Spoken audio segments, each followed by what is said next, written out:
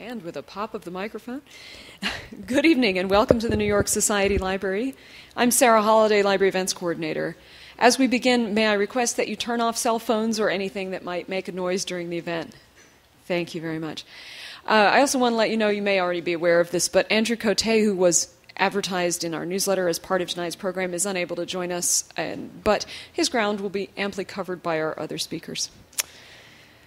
I personally have been reading about issues of ecological sustainability, food justice, and related issues off and on for more than a decade. And as soon as you plunge into the subject, as you probably know, what all the books tell you to do is grow your own food. Unfortunately, in me, they're talking to, I promise, the least plant-friendly person in the country. Not only do I live in a third-floor apartment with no yard, I kill every sprout that comes through the door. My sister-in-law gave me some kind of flower in a pot last Christmas, and I said, "What did that poor thing ever do to you?" Luckily, a tiny bit of research led me to community-supported agriculture, the CSA movement, where you give a local farmer money to support their harvest season and then get a weekly share of the proceeds. I've belonged to 3 CSAs in the past 10 years or so, and I've had the pleasure of wondering what kind of greens those are, and then sautéing them anyway, learning about garlic scapes, which anybody who's belonged to a CSA is probably familiar with, and eating Jerusalem artichokes right out of the ground washed off with a hose. My current CSA gets its vegetables from an organic family farm founded in the mid-1600s. It is a century older than this library, which was founded in 1754. Because of gentle treatment and careful rotation by many generations of farmers, the soil there is still rich and fertile enough to feed hundreds of families every week and support a busy farm stand. Plus, when you meet the guy who runs the place, he tells you, completely without irony, to call him Farmer Bill. I love that. He says, "Hi, I'm Farmer Bill." It's fantastic. That kind of authenticity is what many of the farmers and foodies in Growing Roots are seeking and producing. In a time when it would be easy to despair about global inequality, food deserts, climate change, these people are building alternative ways of life and sustenance. I hope you are as inspired as I was, whether you can grow a potted plant or not. Please join me in welcoming Katherine Leiner and Andrew Lipton to talk about Growing Roots.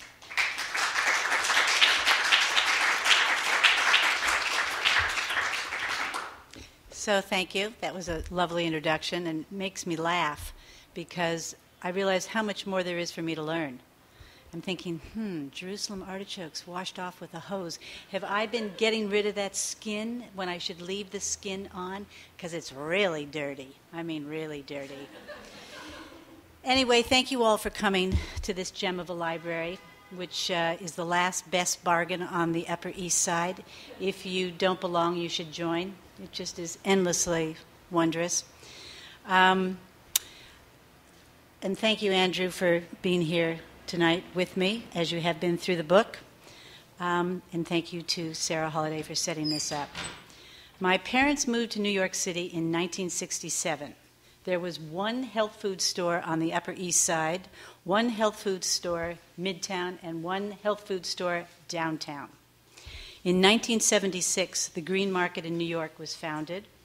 There were 12 farmers in a parking lot on 59th Street and 2nd Avenue.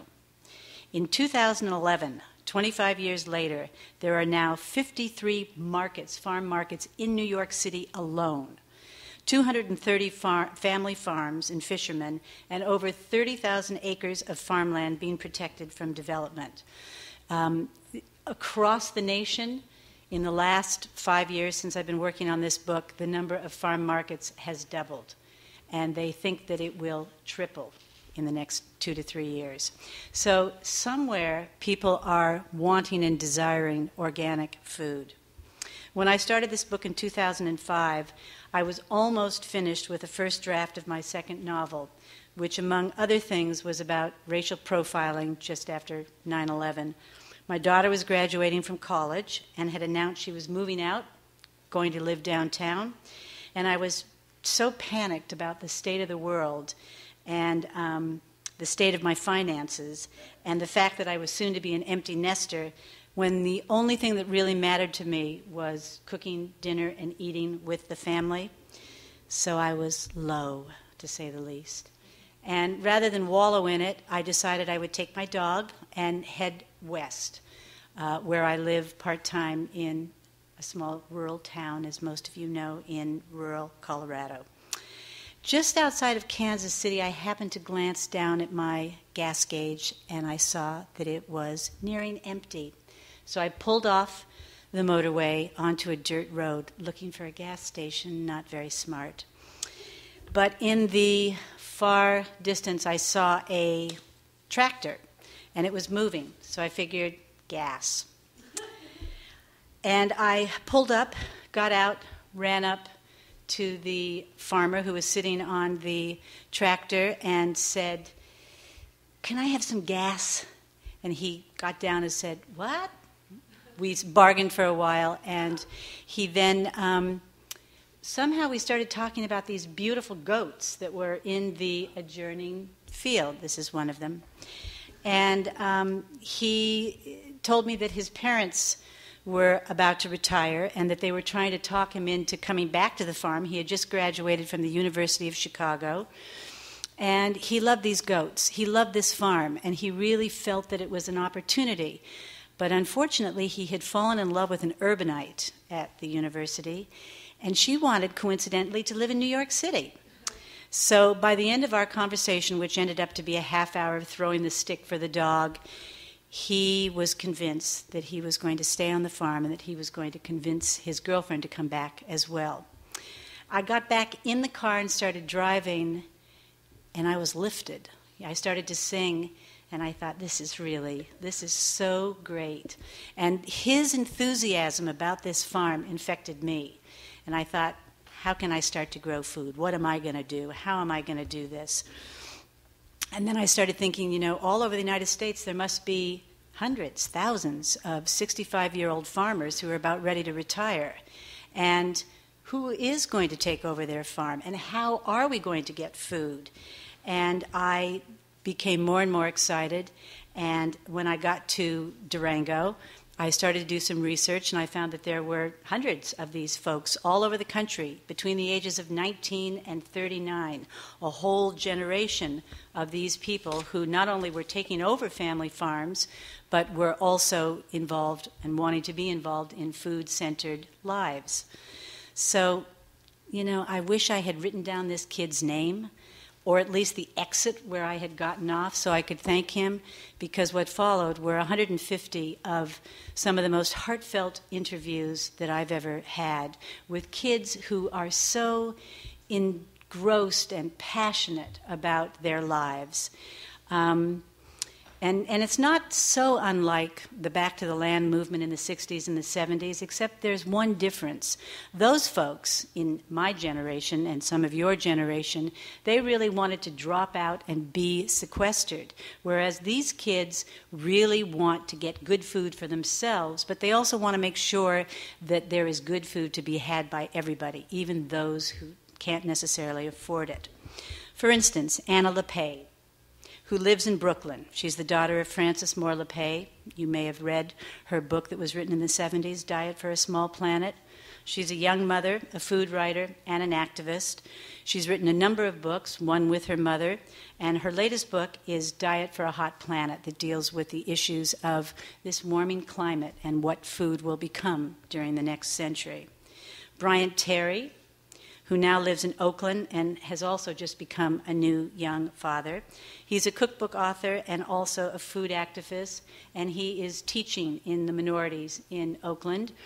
And I asked him why he thought there were, why are there not more folks of color in this movement? And his response was that, remember, we've just recently gotten out of the fields. And that was something that when I started to live this book across the country, a number of people said, you only have X number of folks of color in this book. And there are folks all over the United States now in minority groups. Will Allen in Minnesota is training minorities to go back into the fields, and with distinction rather than what they feel, that they have risen above that. Benina Burrows, she lives on her family's Central California acreage of almonds. And she has, in the last 5 years, turned 200 acres into organic.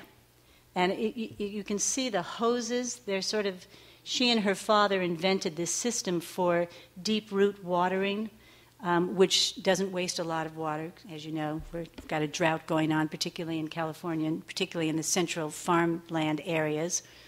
All of these trees now are organic, and she's turning 250 more acres into organic, and this is just a portion of that farm. The pollination of California's almonds is the largest annual managed pollination in the world. Blake Spalding and Jennifer Castle live in one of the most remote towns in the lower 48, population 180. They run a 5-star restaurant called Hell's Backbone Grill. It is so good. It's in the heart of Boulder, Utah. Anybody been to Boulder, Utah? Not Boulder, Colorado.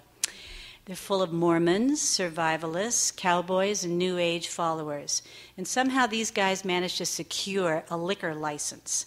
And so just to keep the word of wisdom, in the Mormon religion, a little quiet, they only serve local beer and wine. 2 miles down the road is Blake's brother, Nathaniel Spalding, and he has 5 acres of vegetables, which he grows primarily for his family and for the restaurant. Next door to them is a small cattle ranch. Down the road is a lamb ranch, lots of lakes where the trouts jump freely, and all of this with the backdrop of the Grand Staircase Escalante National Monument. You've just never seen anything like this. It is as beautiful, if not more so, than any valley, mountain in the world, and you can hike forever. And if you go to this area, you can stay in the lodge next door to the 5-star restaurant, where they'll pack you a lunch every day of all this great food, and you can hike down in there. It's worth the drive. Nicholas Zimmer was in college, and just before graduation, he told his parents that he hated it. They were pressing him to go to college through the years. And that's the other thing which is so remarkable about most of the kids who are back in this world of agriculture and food. They're all incredibly well educated. Anyway, Nicholas convinced his parents to let him drop out. His father, who was nearing retirement age, really, he's kind of a famous dairy farmer, and he wanted to get on the road and talk about his cows and about biodynamic farming. And so he convinced them, and Nicholas is now working the dairy farm. And that dairy farm is in Spring Green, Wisconsin, which is the home of Frank Lloyd Wright. And during the summer months at Taliesin, which is the architectural school that Frank Lloyd Wright started, the 40 students used to live on the land and communally work the land. And this is the beautiful farm. Looks just like a Frank Lloyd Wright, doesn't it? All of this acreage were organic produce. And after his death, it all went to rot and ruin. And Nicholas Zimmer is bringing it now back to organic, and the kids are all working on it again, and the community's very happy. Ashley Lee Martin, she lives on the White Earth Reservation and grew up ricing in the lakes of Minnesota with her grandparents. She now has 2 children, and as you know, in the Native American culture and tribes, there's a high degree of diabetes too. So she is now working with her tribal members and Winona LeDuc, her mentor, to educate them about what to eat, how to eat it, and when to eat it. After Hurricane Katrina hit New Orleans, the good news was that the entire town had the opportunity to remake the food system, which was very bad. This place food desert, the entire place. As great as the food is in restaurants and so forth, it was just as bad, that bad for kids. And at one of the public middle schools where kids were failing right and left, Alice Waters and April Nugent, one of her helpers, installed an edible schoolyard. There are now 3 edible schoolyards. There's the first one, which is in Berkeley, California, a grammar school. The second one, which is in New Orleans and is a middle school. And the third one, which we have in Brooklyn, which is also an elementary school. And everything is taught by way of the garden. Absolutely everything. History, math, writing, language, it all relates back to the garden. And if you can see right up there that we have a rooftop garden, and all of this is food. And it's in the middle of a slum. Each of the interviews in the book are first person, so they're from the voice of each of the profiles. And I spoke to the 54 folks who were in this book for hours and hours, sometimes days, sometimes I went back months later, sometimes I went back a year later, 2 years later. Many of them I interviewed several times. Some of my favorites were in my own backyard in New York and in Colorado. The James family. This is Dan James. He's one of 5 kids, and they all live on this 450 acres that were purchased 35 years ago by his parents. And these kids were brought up in Durango, and the parents had the good sense to say to these kids, go out in the world, get educated, and should you desire to come back to Durango, come back with some skill. Come back with something you can bring to the farm. And so they all did. And Dan came back, married Becca, had these 3 little kids, and now has dairy cows and makes all kinds of good hard cheeses. I think they made their first soft cheese this summer, which was brie, and it was very, very good.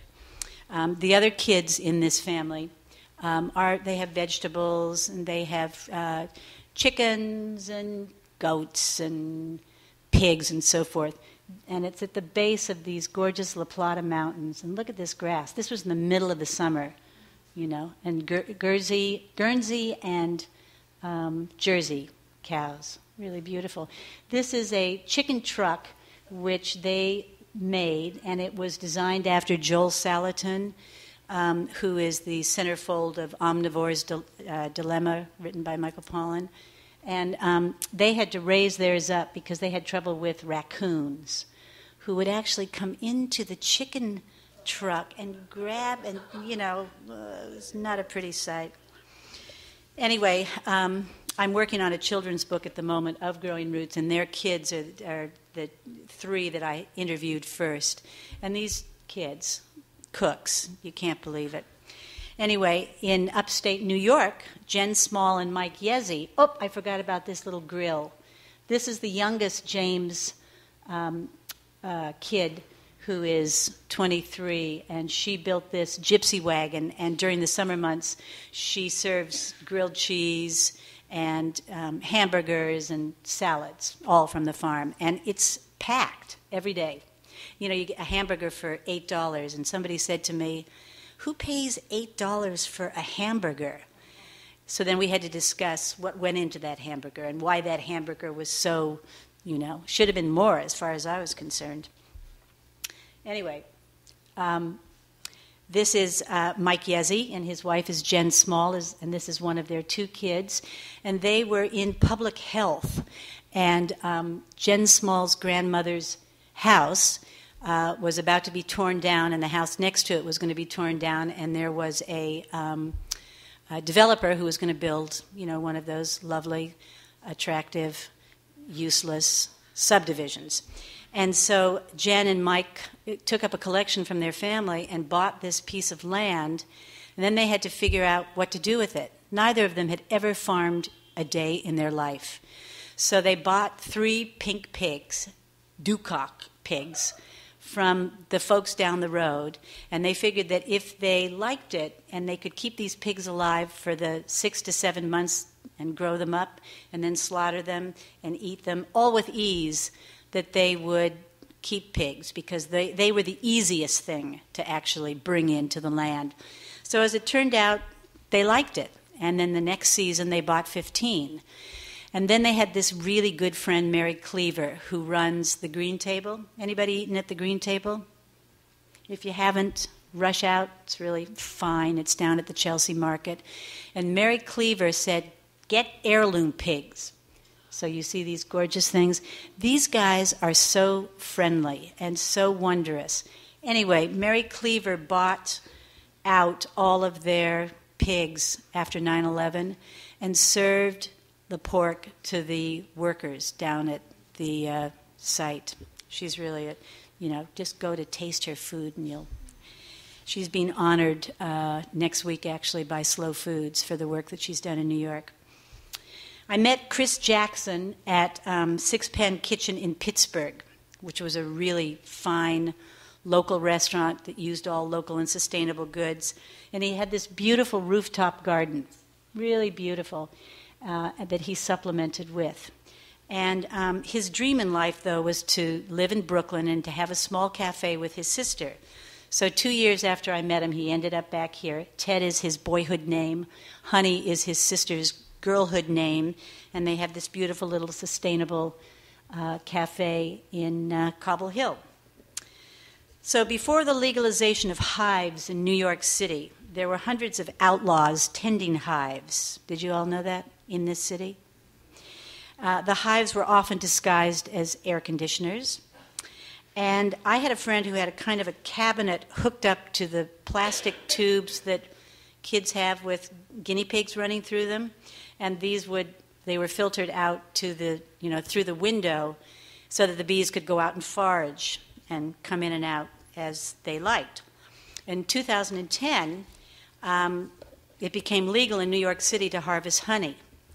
And, there's still people who complain about it all the time and say that they have honeybees swarming them, which honeybees hardly ever swarm. Anyway, Andrew Coté, who was supposed to be here tonight, was one of those who made this possible. There he is, Andrew Coté. Hello. And that is one of the trays from his bee hives, of which he has, how many? 15? 16 in his front yard in Connecticut. His neighbors hate him because they all feel that the bees are going to swarm. He's been there for 15 years. The bees have never swarmed. This next photo is what they call a smoker. And that, he lights it up and he goes into the hives and he calms the bees with the smoker. There is some controversy about smokers, which I won't go into, but anyway. Andrew said, don't mention this, but I'm going to mention it anyway. There is one of the folks in the back of one of the profiles who actually claims that the smokers are almost as bad for the bees as pesticides. And you can imagine all that smoke in those poor little tiny lungs. Anyway, Andrew Coté also has this really important nonprofit which is called Bees Without Borders. And what he does is he goes to third world countries and he helps the beekeepers who have demolished hives to restart these hives. And it's really important because, as Einstein pointed out, without the honeybee, in 4 years there would be no mankind. The ancient partnership between pollinator and plant is essential to life, as we know it. It's most important. And as we also, most of us know, bee populations are struggling everywhere. But ironically, they may be doing better in the city because we have more for them to pollinate.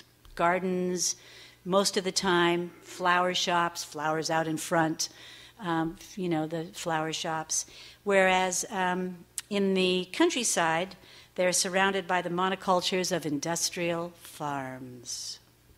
So, speaking of industrial farms, Andrew Lipton, who is the amazing photographer, his day job is the law. And he specializes in handling chemical exposure and environmental litigation. So, I'm hoping you'll fill us in on what's happening with the bees and what's happening with us.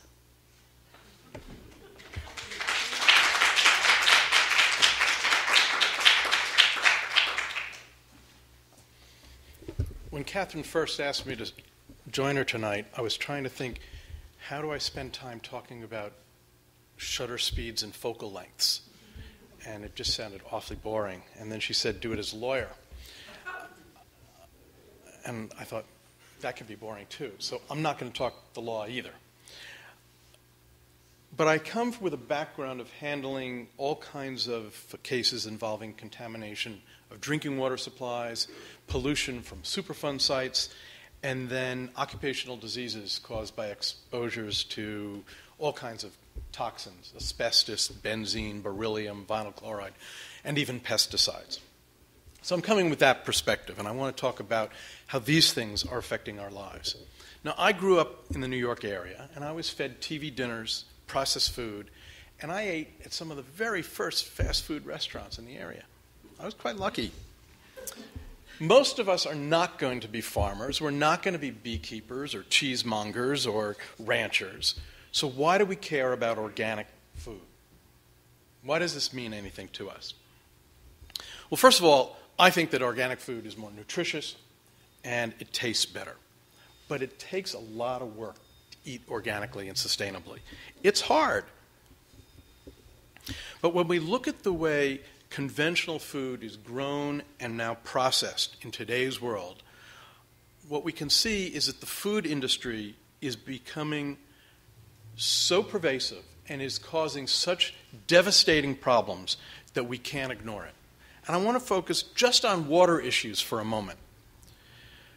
When you talk about genetically engineered crops, and there are more and more of them all the time, as an example, this is genetically engineered corn.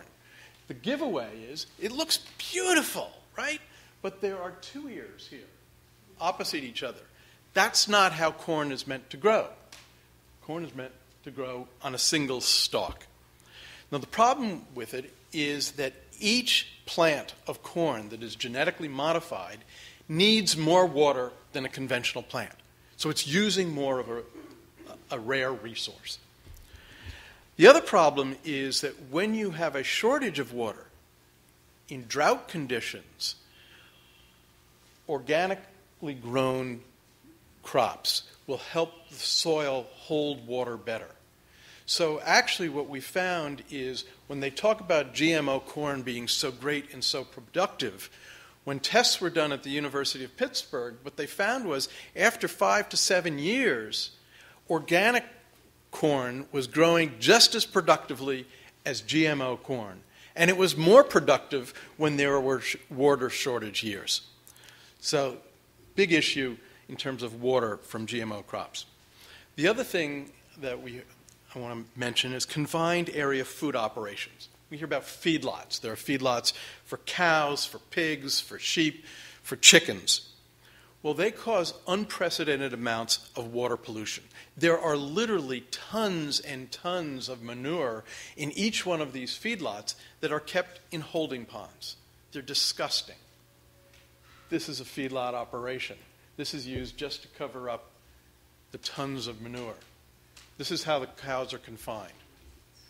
Or you can raise your cows this way.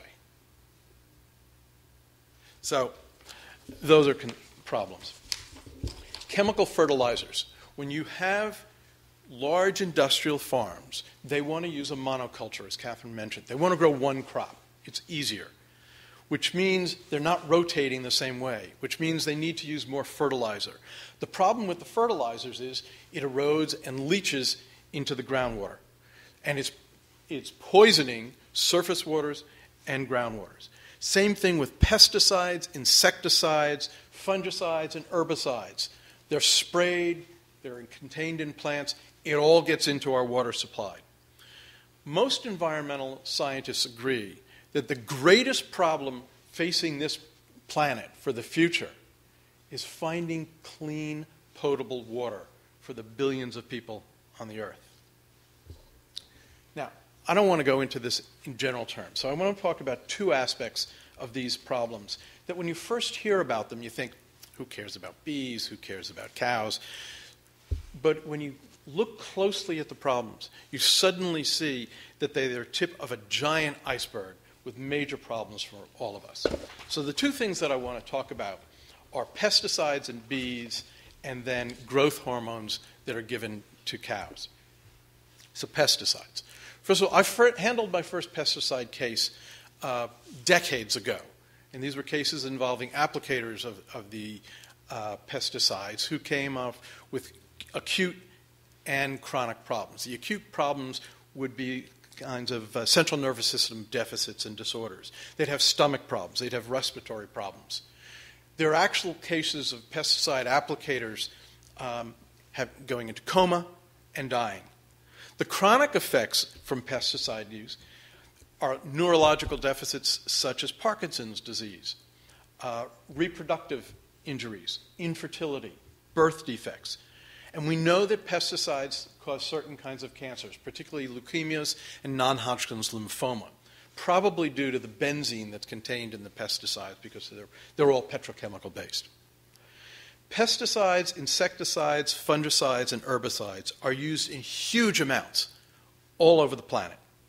Over 1 billion tons of pesticides are used in the United States alone each year. There are over 20,000 different kinds of pesticides registered with U.S. EPA. Now, unfortunately, studies, not by industry, but independent studies have shown that 95% of sprayed pesticides reach a destination other than the target species. So where are all these pesticides going? Well, they're found in rainwater, surface water. They're found in the groundwater. USGS, the United States Geological Survey, went out and tested streams and rivers in the United States. And every single stream and river they tested was found to contain pesticides.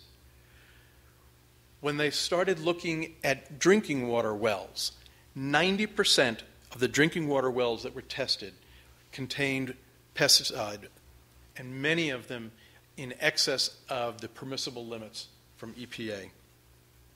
We're exposed daily to pesticides, not just in the water, but in aerosols, dusts, and vapors that we breathe in all the time.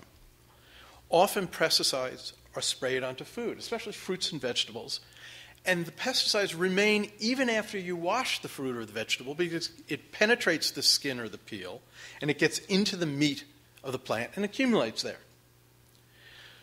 When they started testing humans for pesticides, 100% of the people tested, every single one, had at least trace residues of pesticides in their blood and urine.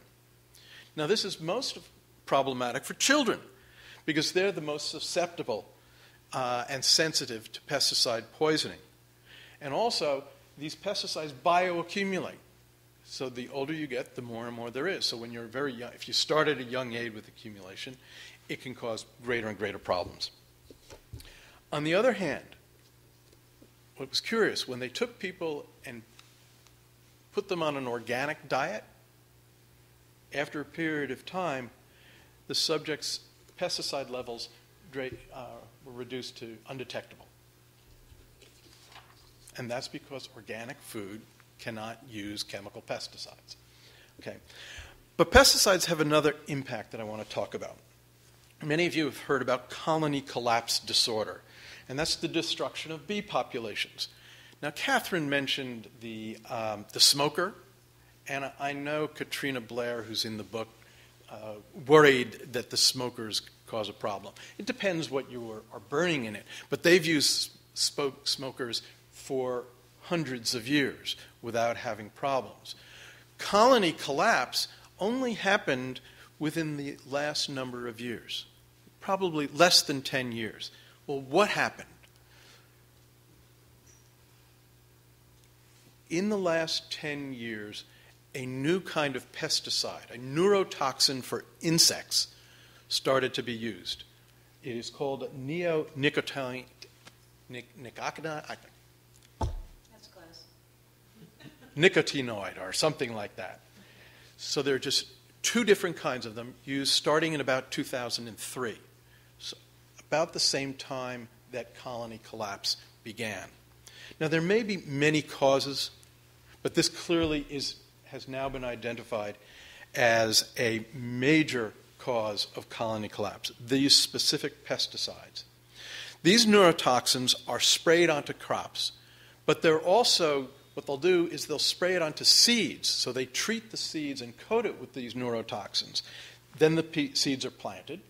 The plants grow up, and they have these neurotoxins in the plants themselves.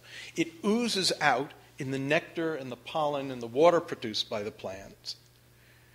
Honeybees then eat the pollen or the nectar, drink the water. They get these neurotoxins in them. What are even undetectable amounts have been shown to weaken the immune systems of bees. So now they're susceptible to all kinds of pathogens and getting all kinds of diseases.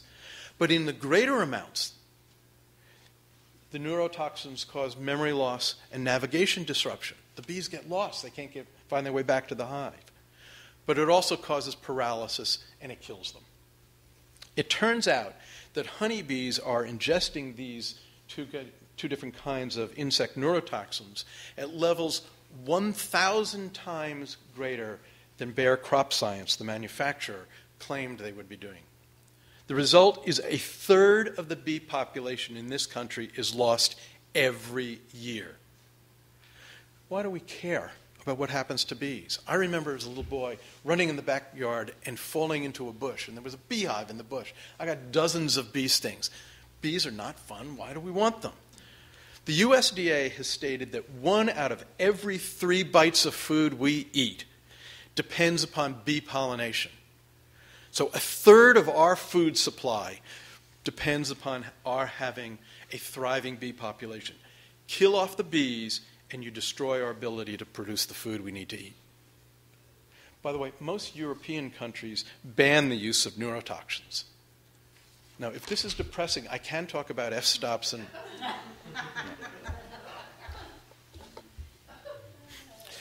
GMOs. Oh, one more photo. That was Catherine's most difficult interview. Genetic engineering, or GMOs, genetically modified organisms. They become one of my pet peeves. Genetically engineered crops and food additives are pervasive in this country. We're fed GMO corn. GMO corn is used to make high fructose corn syrup that is put into about every processed food we eat, or you eat. There's GMO soy, cotton, and canola. They're all used to make the cooking oils that we cook our organic food in. We eat GMO soybeans. There are GMO potatoes, zucchinis, squash. There are now flavor-saver tomatoes that are genetically engineered to have a longer shelf life. We are fed GMO enzymes, flavorings, and process agents. If you use NutraSweet, aspartame, genetically modified. Rennet, GMO rennet, is used to make a lot of cheeses, particularly processed cheeses. So you don't eat processed food. Well, if you have meat, dairy, eggs from animals that are not organically raised, the cattle, sheep, pigs, and chickens are all fed GMO feed. So you're getting it that way. At least 75% of our processed food contains genetically modified ingredients. But you never know it because none of these products are labeled to indicate that they contain GMOs. Not one. Now, we've been told that genetically engineered crops are the same as non-GMOs. They're just as safe, they're just as healthy in all respects. And Monsanto will promise you that. But independent studies have shown otherwise. Take the potato. It was genetically modified by inserting bacteria DNA to allow these potatoes to create their own pesticides. So when you eat a GMO potato, you're getting the pesticide that's innate because of the modification, and you're getting bacteria DNA that you've never had before. When people compare genetic modification to splicing a plant on a tree, when you combine by grafting, for example, you're not taking bacteria and sticking it into a potato. It's a totally different kind of process, and trying to compare the two just doesn't work. Research has also shown that the nutritional content of GMO potatoes is not the same as conventional potatoes. In fact, GMO potatoes have 20% less protein. When you take rats and you feed them GMO potatoes, it damages their immune systems, so they're much more susceptible to infection and disease. What happens to us when we eat GMO potatoes? Well, we can't go out and test our own immune systems, but you may have to wonder. Test animals have also been found to have less developed brains, livers, and testicles, all because they've been fed GMO potatoes.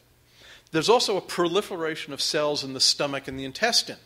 Now, when you have cell proliferation, it's an indication of an increased risk of cancer. Now, can we say that GMO potatoes cause cancer? No, we don't know. But certainly the risk is there, and no one is doing any of the studies to determine it. If you take an animal, whether it's a pig, a sheep, a cow, and you give them two bins, one with conventional food, and not even organic, just conventionally grown, and one with GMO food, same food, they will always pick the non-GMO food. Animals know. We're not given that choice because the FDA has ruled that genetically modified foods need not be labeled. At the same time, the FDA has made it virtually impossible to label products as GMO-free.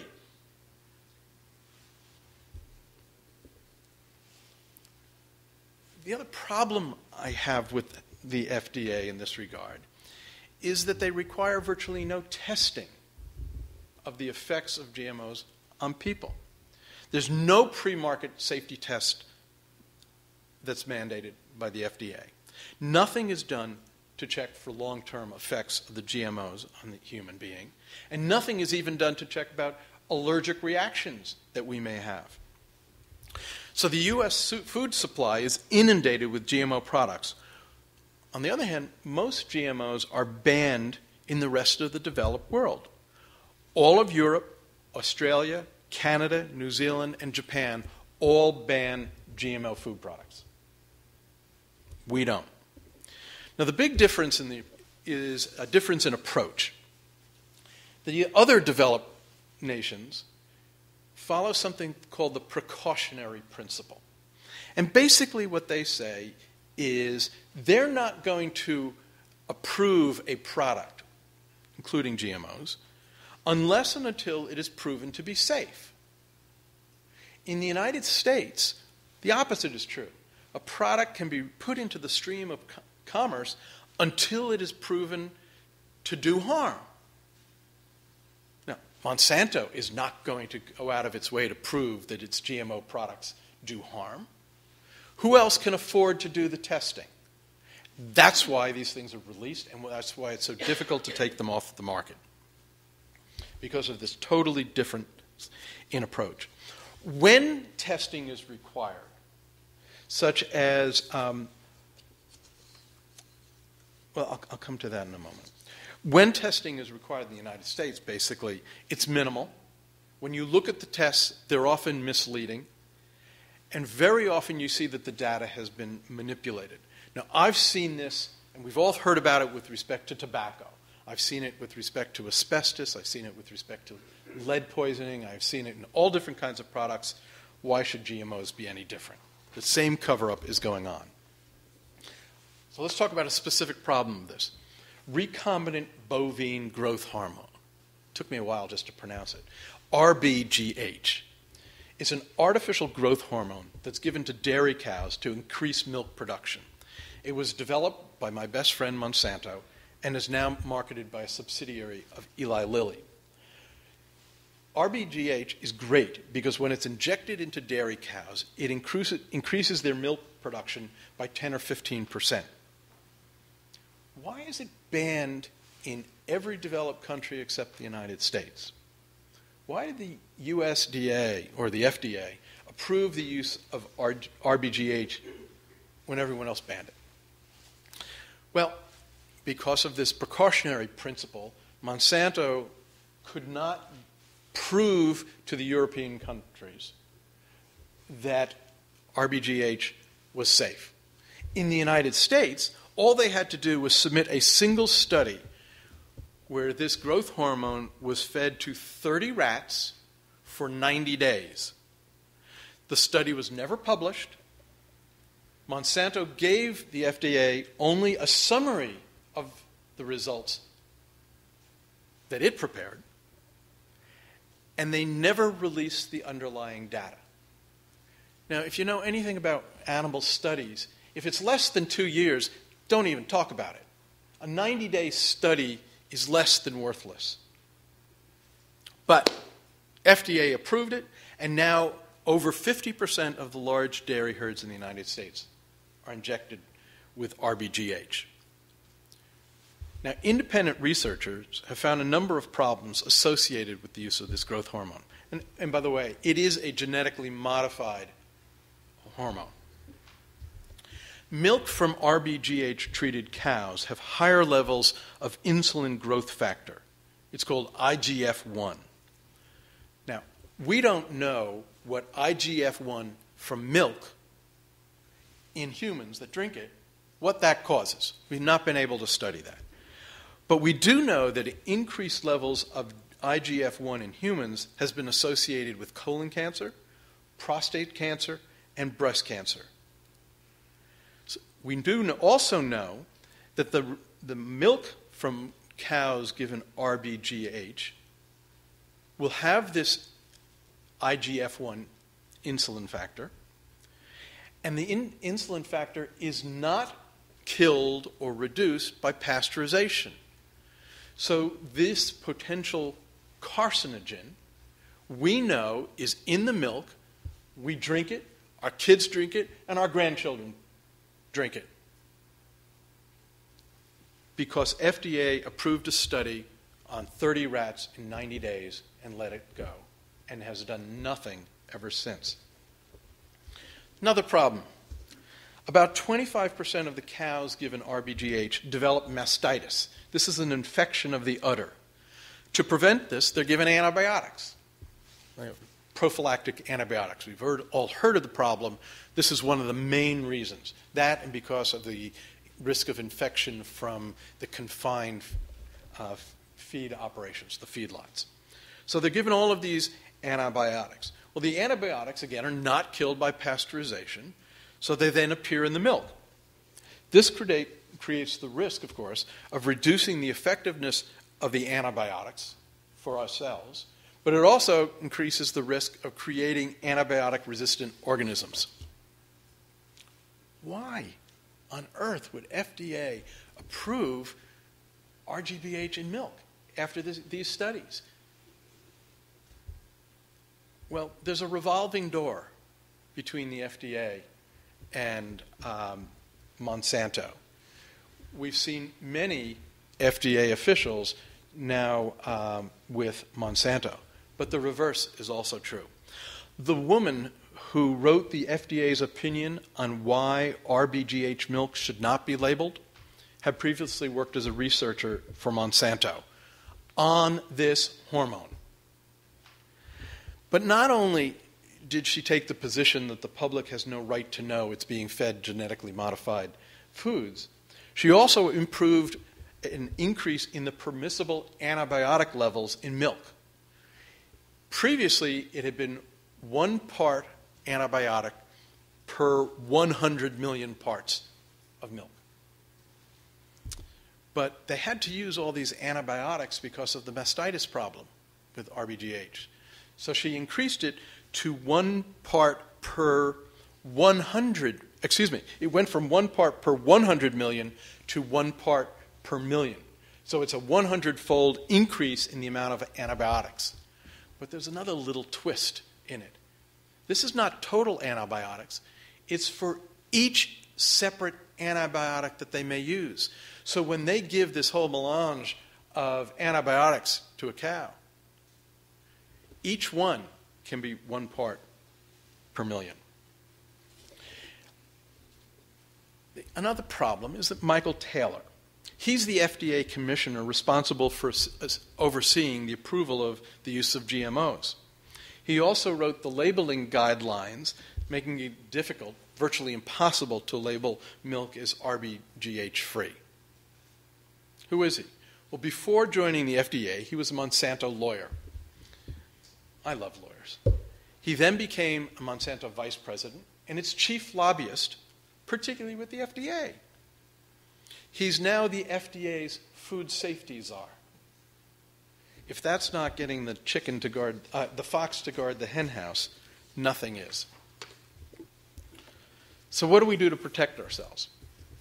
Well, I doubt we're going to change anytime soon the way corporations influence our government in this country. Laws and the regulations will continue to make it difficult to know what's safe to eat. The government will continue to subsidize farming practices that are not environmentally sound and that foster the poisoning of our air, water, and soil. So we have to figure this out on our own. We have to keep asking questions and demanding answers. You go into a grocery store, and generally the grocer will have no idea where the food came from, whether it has GMOs or anything else. Only way is to talk to the farmer. Farmers markets, CSAs, asking questions. Well, do you use pesticides? Do you use chemical pesticides? What kind of fertilizers do you use? All these kinds of questions. But basically we know that eating organic, sustainable foods avoids ingestion of harmful pesticides and fertilizers. It reduces the negative impacts on the environment and generally provides us with safe and nutritious food. The profiles in Growing Roots, I had to come back to the book sometime, were passionate about their lives. We need to find the same kind of passion in the small ways we can protect ourselves and our children and the environment by how we eat. Katherine.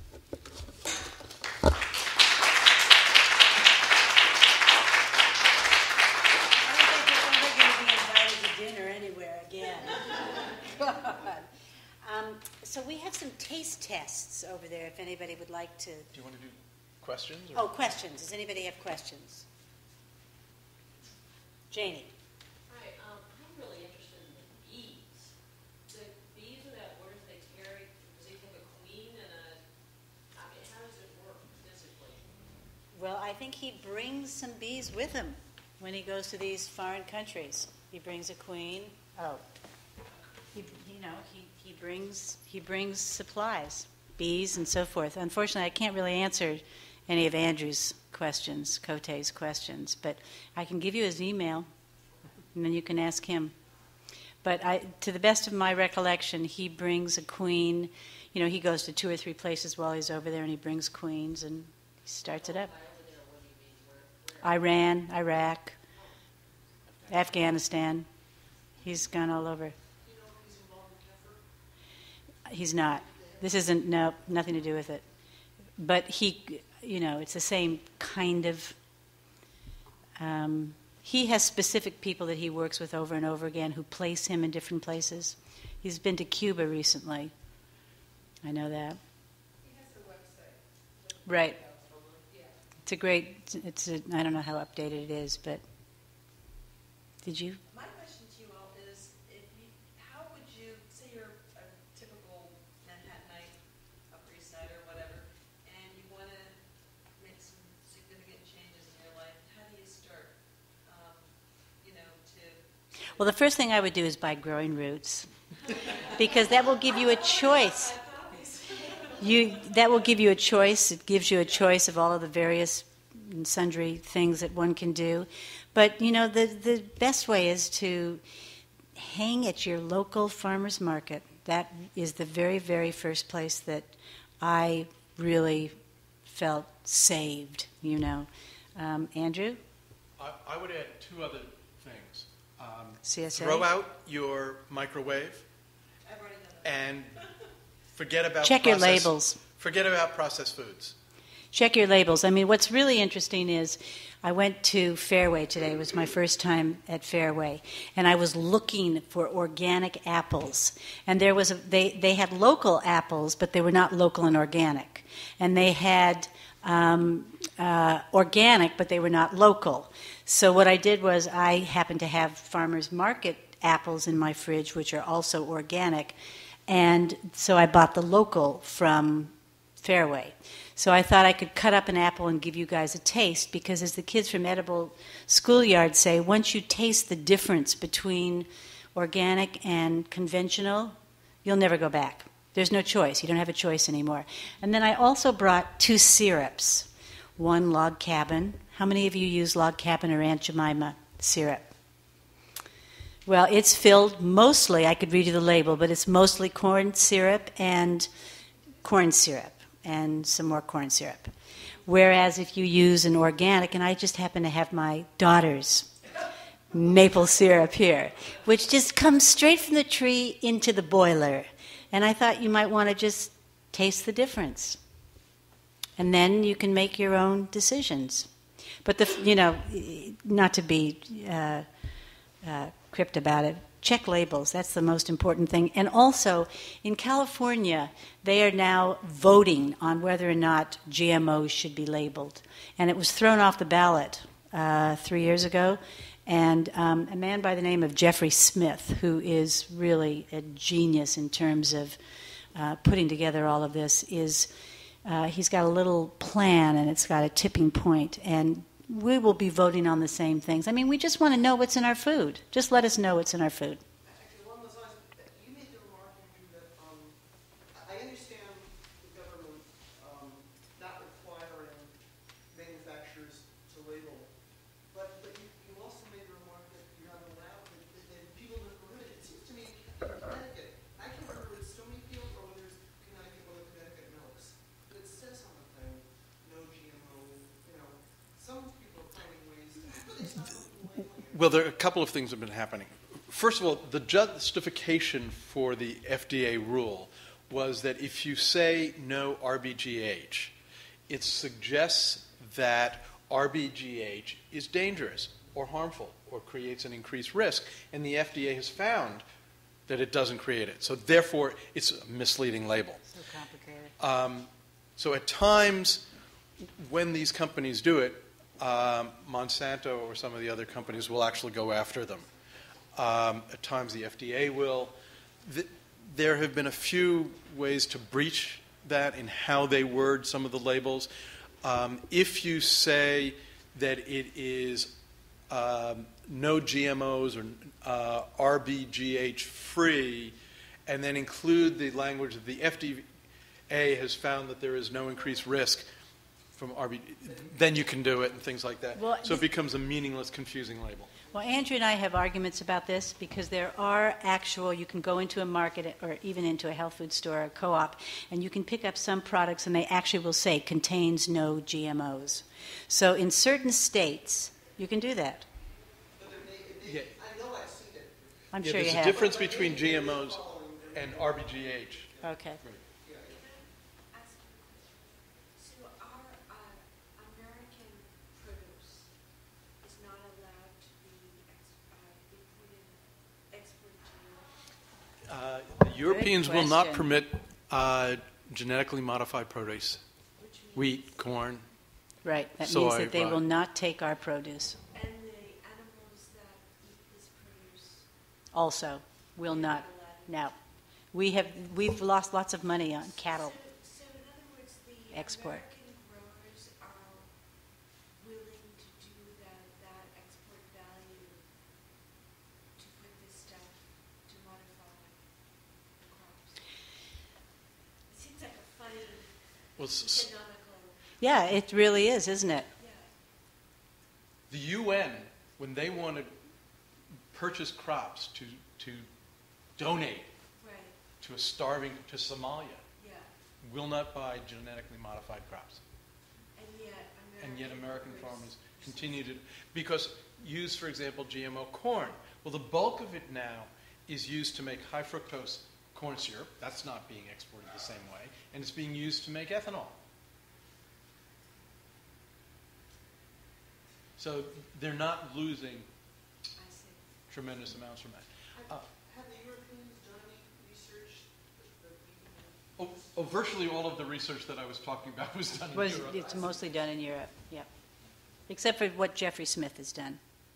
And his sources are European.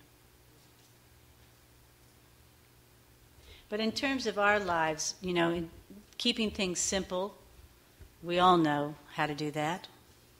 And in the same way, when these things come up on the ballot, there's not an awful lot we can do about people who are appointed, but we can, there are all kinds of websites and growing roots, fooddemocracy.com, Slow Foods. There are all sorts of food groups that we can get involved with that will keep us involved in the latest and greatest. But the good news is that we can find all of these foods right here in New York City. We have the greatest, really, really one of the greatest markets in the world. I can find in the food aquarium that they do sell organic. You find what? In the food aquarium, they sell organic. Yes, they do. It can be organic and local. Right. It's organic. Right. And we have to ask for it in regular markets. I mean, I was fried when I got out of Fairway. There was just so much there. I didn't know what to do. Can organic food be genetically modified, or is organic by No. definition not? Yes. It is. Organic food is not GMO'd. The people that you interviewed, they all sound very inspiring stories. Is there a dent being made in the general trend of family, in terms of family farming? Are they still disappearing? You mean are the... Just wonderful exceptions, or is there something in terms of numbers? You know, I don't know the answer to that question. I think that, you know, that certain farms are struggling. They're, you know, all over. But it seems to me, Andrew and I have been going across the country. This is our second year of doing it. And I did it, actually without Andrew, a talk at a small library in a really tiny town in Colorado, and I interviewed 4 farmers, and those 4 farmers, you know, they just have, they're living great. You know, they say business has picked up, their CSAs are huge. There was one that had, you know, 315, and there was another one who had 8 members. So, you know, but 8 members was all that they could manage at this farm. So I don't know the answer to that question across the country, but with all of the folks that are in this book, I have met, for each farmer I've met, they have introduced me to 10 others, and they're all doing well. And there was a piece in the New York Times over the summer that said that there were some farmers that were complaining because they didn't have enough people coming to the farmers market because there were so many farms now and blah, blah, blah. But the truth is, and that's why I'm working on a book for kids, is we have to educate the next generation. And people have to begin to understand. I mean, there's so many people who do not understand the benefits of organic versus all of the good news that Andrew just gave us. So there's an awful lot of food out there that's really, really good. And we just have to find it. And I always feel like the other day, the day of the big, you know, storm, I made Andrew go to the farmer's market with me. And they were all cleaning up at 11 o'clock, and we got there at about 10. And it was so joyous to be there with these people, you know. And if we don't go, then, you know, I always think nobody will go. But, you know, as I'm driving down there, I think all these people are going. And mostly we don't drive. We drove on this day because the weather was so bad. But there they all were with their wares, you know. So I don't know if they're disappearing, and I don't like to think about it. I just go and buy. That's all I can advise you guys to do. Any other questions? Does anybody want to taste the difference between log cabin syrup and Poor Farm Farm? Okay.